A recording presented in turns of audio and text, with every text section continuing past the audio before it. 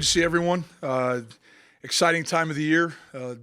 Opportunity for a lot of our young guys and returning players to continue the growth and development that has started back with Coach Kramer here shortly after we returned from Texas.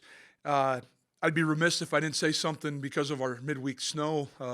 How awesome it was this morning for off-season conditioning to be inside the IPF versus the bubble. I don't know if the bubble would have survived this winter with the amount of snow that we've gotten this year. But again, thank you to our administration, all the people that made that facility work for us.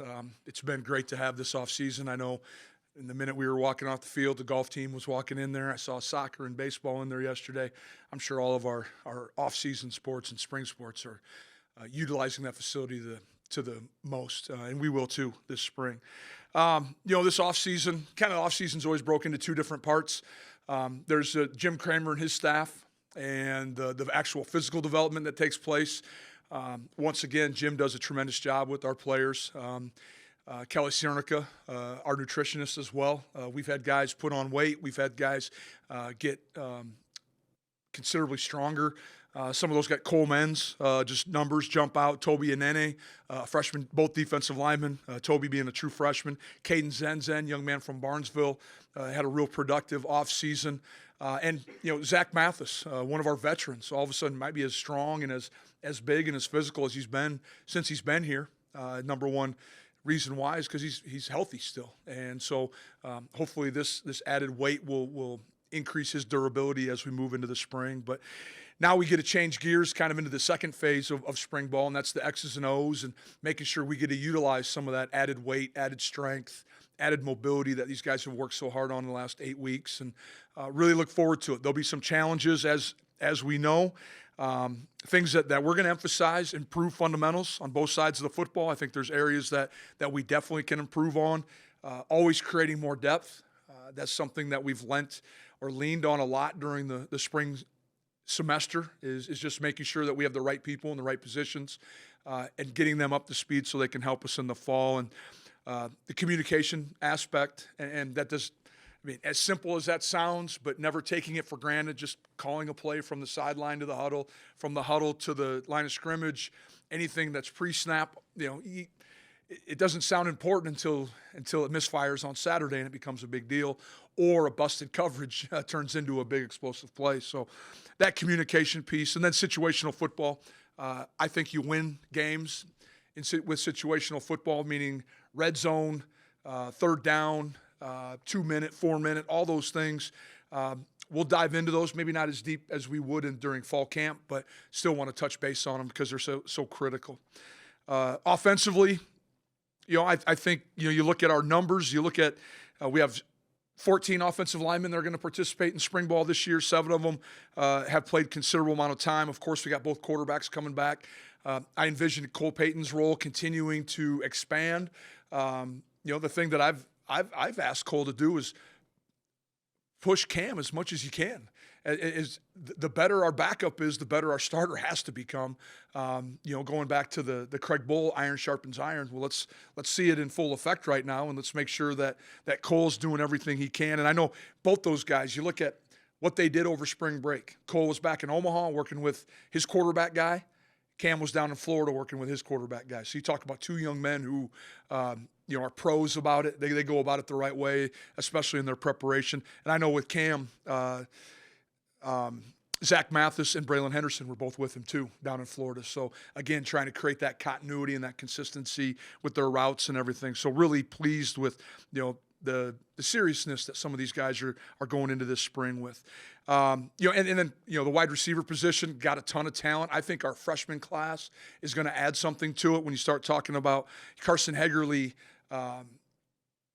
John Gores, Collins, Cedric Wall, Entz, all those guys, they all have a role. They're all big receivers. Some of them are outside. Some can play more inside. But, again, there's a lot of young depth right now, and that's why spring will be great for us. And then at the tight end position, the guys we need to really find out about is going to be Finn, Truman Wermeyer. Those guys need to develop. With the injury last year, Joe Stoffel took the majority of the reps. That kid played a bunch of football for us. He's a young himself, but is a proven commodity out there. Defensively, one of the unique numbers we have 17 defensive linemen going through spring ball. And so, you better have depth at the D line and in the back end. And we have at least one of the two, you could say we have depth, and really excited about our freshman class of defensive linemen. I feel like we did a really good job and hit on those kids. Toby, McCaslin, Logan Larson, Cody Heisman, who's a redshirt freshman, continues to get better. It's fun to see the development. Josh Mangan, big guy who as a junior in high school, he weighed 190, and now he's 270 pounds. There's some really good development going on right now. Linebacker-wise, bunch of 12 bodies going through spring. And then, of course, I know the position everyone wants to talk to in the secondary. We're going to find out who can play safety. One of the benefits of double repping is we're going to get a ton of reps. We're going to get a ton of film. We're going to get eyes on everybody. But from Ty Satter to Ryan Jones to Sam Young to Darius Gibbons to Hudson Arntz, we're going to find out who can be a safety for us. At the cornerback position, JP's played a lot of football for us. Keith Alexander, we did move Reggie King to corner just to give us a little bit more depth. Keegan Huber. So there's some bodies there. We just got to make sure that we're going through it. Our coaches have been working with these guys, meeting with these guys, doing everything we can per NCAA rules to get them up to speed as quickly as we can. And that's what's fun about it.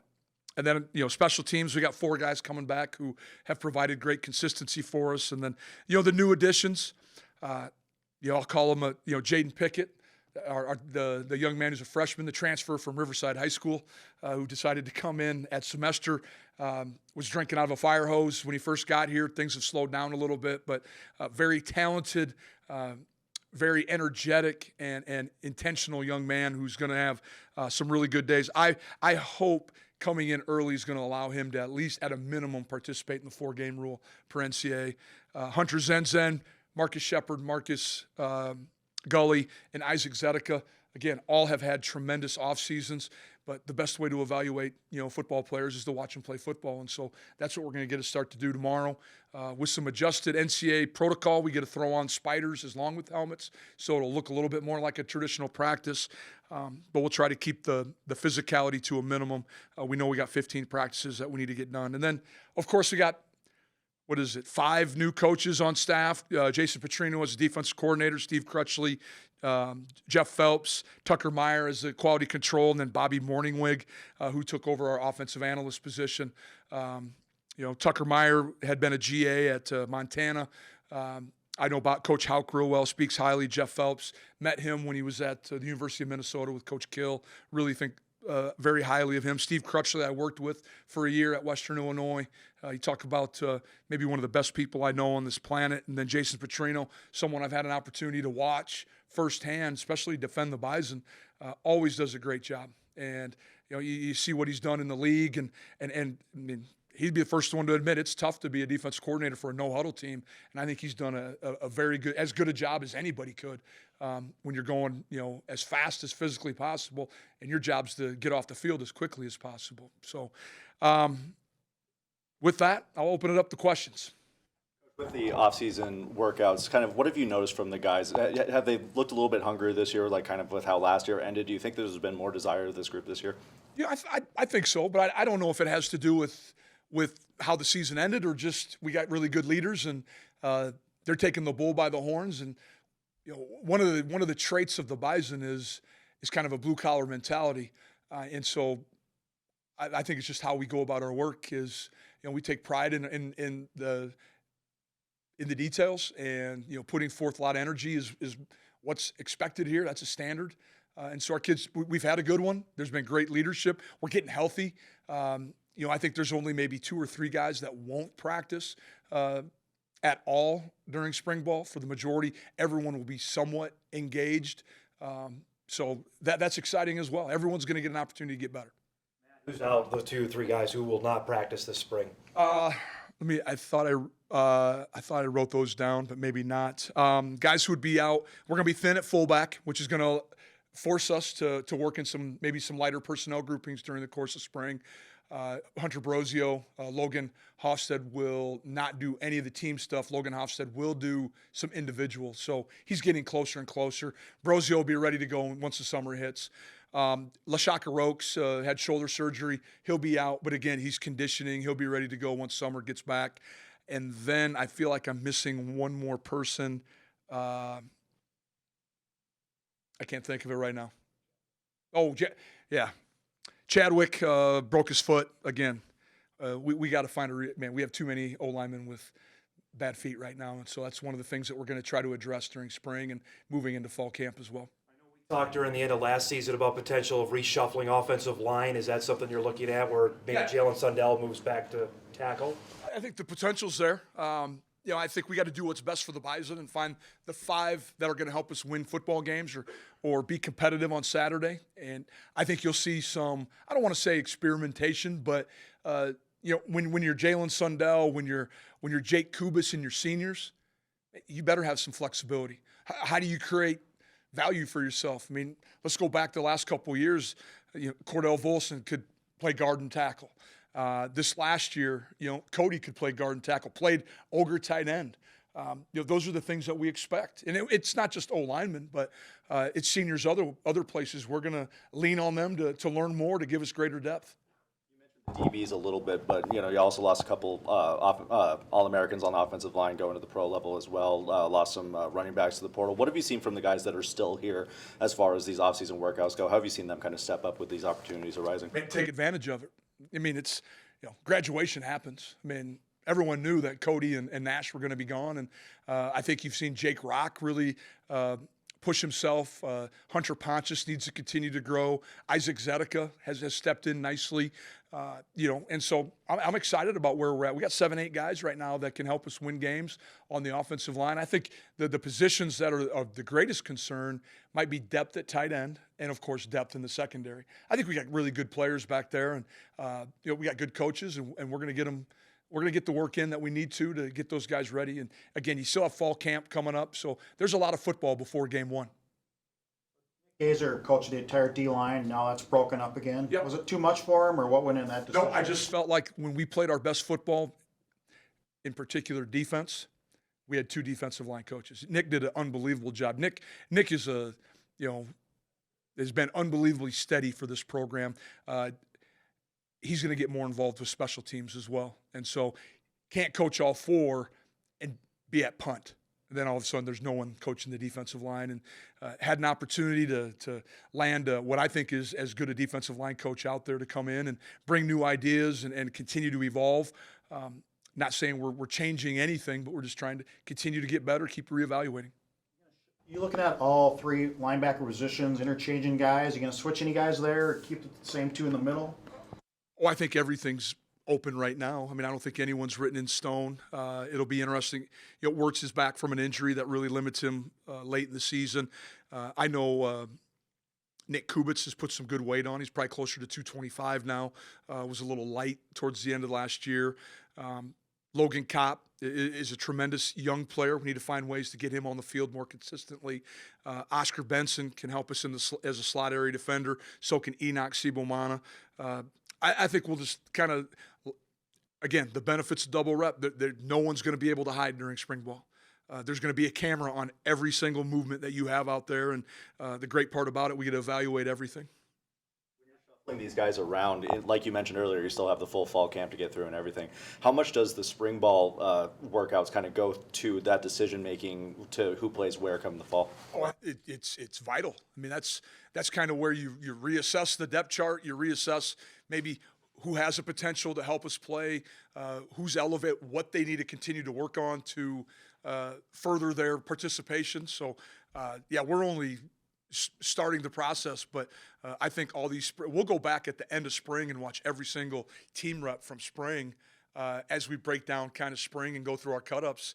Again, a second opportunity to reevaluate everything. Is you divided between free and strong, or is that still open? I think that's one thing Coach Petrino's kind of got away from a little bit right now. And that's one of the things that in the past has hindered us. We've had 2 different styles of safety, and people knew that, and they could formation us and motion and create issues for our free safety and vice versa for our strong safety. So I think I don't want to say we're getting more cookie cutter, but we want to make those two spots more interchangeable. I know that's something that we stole from the University of Alabama a few years ago, where we started playing in fall camp and spring ball. We start playing more right and left because it creates more. You might be to the open side, you might be to the tight side. It just creates more depth early in spring ball. We do it in fall camp as well. You mentioned about Cole Payton. Is there something you have not seen yet to let him let it loose, to get out there and throw the ball, or is that what you're looking to see now in the spring to take that step? No, I just think it's just kind of the coincidence of how things have kind of happened. I don't think there's any reason why we wouldn't trust him to come in and be able to throw the football. And I think those opportunities are ahead. Cole's a tremendous talent, can run the ball, can throw the ball, has great understanding of what we're doing offensively, and we just need to find the right time and place to utilize him. And because at the same time, offensive football has something. There's something to say about consistency and continuity as well. To have an interchangeable quarterback role. I don't know if we want to just every other play be multiple like that. Cam hasn't done. He's been pretty 65% completion percentage. He's won quite a few football games for us. But we need both of them have room to continue to grow, and we've challenged them both this offseason. Torino resume kind of speaks for itself, but what specifically made him your pick to be the guy to take over the defense? Well, there was a couple things. One, I'd known Jason for years, and so I knew the type of person he was. I knew the type of person that was leaving, and wanted someone who was willing to create those relationships with our players. This is our program. Building relationships with our players is extremely important, especially as a coordinator in a position of leadership. And then, just his time and his experience with split safety defense, quarters, cover two's a little bit different for him, quarter, half. He's been around. I've seen some really good pressure stuff. I know in 2019, when we thought we had a really good football team, we went down there for a barn burner, and they got us a few times, manipulating our protection, giving us a look, coming from the other side, things that at the time our quarterback wasn't probably totally comfortable with. And so, again, a lot of it was just seeing how he defended us in numerous situations. And I got to follow him, throughout the last 4 or 5 years in the league. The spring for the new coaches, like we've talked about the player development. How big is the spring for them? Well, that's kind of why I put him at the end when I was talking at the beginning. Is I think it's big, but one of the exciting things is they're all in. They're all excited to be here with the Bison. You talk about great work ethic, attention to detail, asking a lot of questions. There is no bad question, and for me, trying to make sure that I'm giving them the right information at the right time, and making sure that I'm giving them enough information so they feel like they understand what's going on and how we operate as a program. Is this as many questions or unknowns as you've had going into a spring season, into a fall season, in terms of personnel since you've been here? I don't know. I'd say that first one was probably people had a lot of questions too, didn't they? I mean, when I took over as head coach. So I don't know if it's any different than then.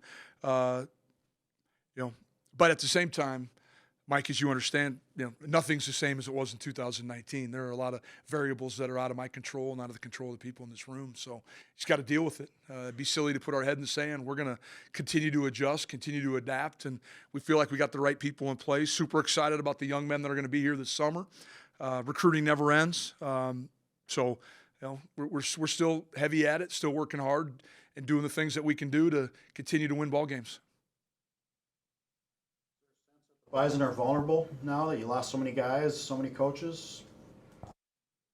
From the outside? I have no idea what the outside thinks. I'm going to stick to my circle of people, my tribe, my family, our assistants. I guess I'm not going to get caught up in what the outside thinks.